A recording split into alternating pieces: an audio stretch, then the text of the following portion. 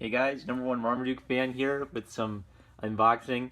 I've been working on my nice photo collection from art museums around the world, and I always get so excited. Yay, I finished an album of great photos. I'm going to share it. And then I was stupid and I forgot to turn off the ability to let other people collaborate. So I checked last night, and there's this buck naked German guy posting his photos in my album. I'm thinking, oh crap, I gotta stop this, stop it all, blah, blah, blah.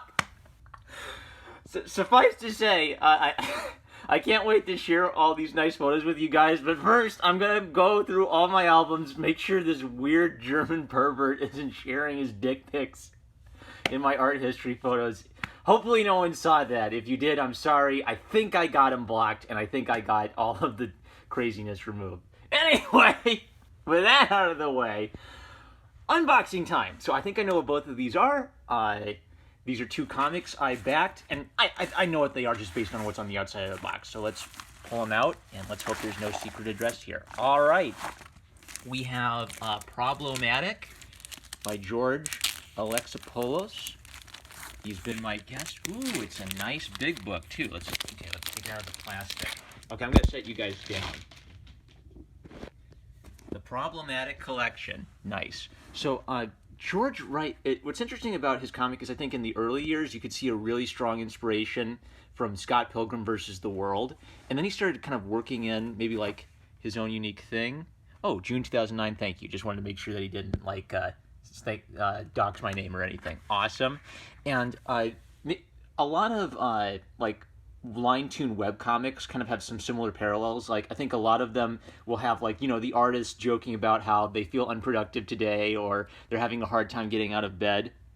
And something I like about George characters is he does use some of the tropes of common webcomics, but he puts twisteroos on them. So the main character is very neurotic, but he'll have like secondary characters who have distinct personalities, and kind of gradually you learn more about them as the story progresses. As the name hints, Probl-o-matic, he does dip into politics, but I think it's with, he doesn't do Tom Preston comics. Like Tom Preston comics is someone who disagrees with Tom Preston, walks in, says something dumb, and then Tom Preston's Blue Bear hits him with a baseball bat. He might actually have his characters say things that he disagrees with just because it's kind of an interesting setup, or it gives him, like an opportunity to talk about something interesting. Very, very thoughtful guy, very considerate of story. I love this whole thing, The Legend of Xavier. Xavier, her character is something you kind of have to read to get it, but there's this whole cool twisteroo to her where you're not even sure she's real at first. And I like that he'll take breaks to try something different. So generally it's like this sort of, 4-panel, 4-coma, gag a day format. But then sometimes he'll like do a long form story with like an adventure where you're not even sure it's all real or not. It's great. He has a good balance between like the fantasy elements and the comedy elements. Very fun little comic, and I'm glad I got to back it.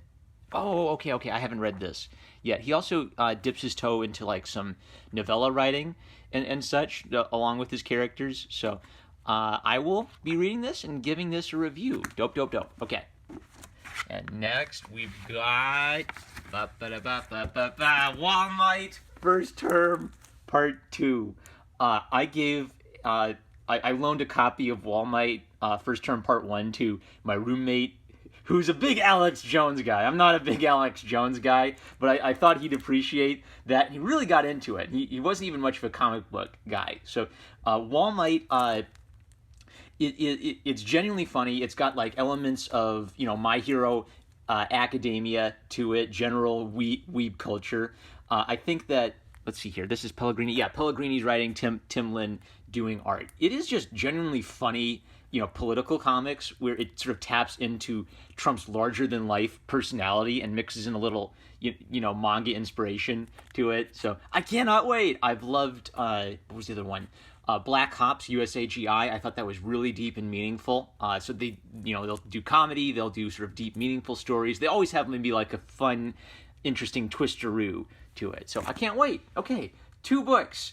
Boy, this was that whole German nudist exhibitionist thing was probably the weirdest opening to a unboxing video I've ever done, but it was on my mind, and I just wanted to share that so that now I feel better. Shame on you, weird random German guy. I'm #1 Marmaduke fan. I love you guys. Check out these artists. I will link to them in the description below. Thank you to my Subscribe Star supporters. You help make this channel happen. Like, comment, subscribe. Click the bell to receive notifications. I love you, and I'll catch you later.